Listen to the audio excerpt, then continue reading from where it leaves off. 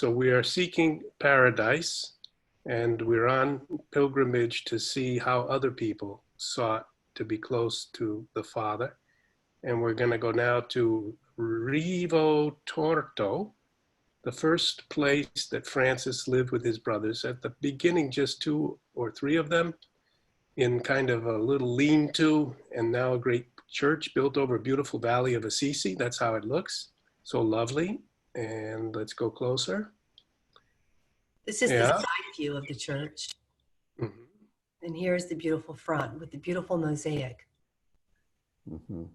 Okay, so one evening the brothers saw a chariot with a burning flame inside visit them, and their conscience was exposed for all the things they had done and not done. Francis was not there, and then he came back later and he said, "What happened?" And they said, "Well, we had a sense of your presence spiritually as a charioteer in a burning chariot, and looking into our conscience, and we will try to have more commitment to this evangelical journey that you've set out on and we're following you on." And that's the great image of Francis in the chariot, the burning chariot, over the door of Rivotorto, the first place where they lived. And we could go inside, Deb. There's the main door. We're opening up the door, and this is the place where the Franciscan order, we say, began, because it was in here in around 1208. Francis would have been about 27 years old. He's writing his rule of life to be wedded to Lady Poverty, to live in absolute poverty against the powerful nobles and wealthy people of the time, including his own father. These are the rudimentary remains. This is a replica.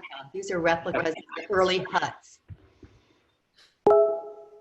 And the huts first remained in this area for about 2 centuries, till about the mid-1400s. So those monks, those friars who wanted to have a more solitude life, they would come here. And in about 1455, with the permission of the bishop, a church was built here. And then in the mid-1700s, a larger church was built with a monastery. And this particular church that we're seeing was built in the latter part of the 1800s. There was an earthquake in Assisi, mid-century of the 1800s. And so they had to rebuild this church. And this church that we're seeing was built in the later part of that century of the 1800s. Yeah, and a reflection on that is that churches keep getting rebuilt. They keep falling down, whether it's human causes or some corruption or some betrayal, or it's earthquakes, and rebuilding them again and again. This is the history. And in our time, that's our task as well. Just a word on this church, if I may. When Francis had his conversion experience, he remembered this ruined building. He would go down to the properties of his father, down from that main town. We've seen it on those maps.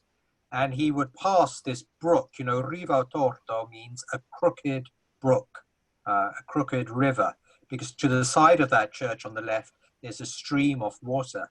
And so Francis, when he was working for his father, would often pass this ruined building. And I think it's just fascinating because it was a place where the lepers used to live. The lepers used to live here. And Francis chose this place to live. And so it became like a center for his first mission. It was really a very miserable existence. But his first followers, and remember his first followers like Bernard of Quintavalle was the first follower, but then Peter, Sylvester, there was Gilles, Rufino, Leo.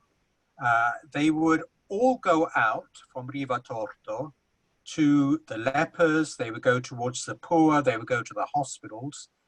On the way back to Rivotorto, they would beg for their food, and then they would all huddle together in this former leper colony full of joy, full of joy. I think that's just amazing, huh?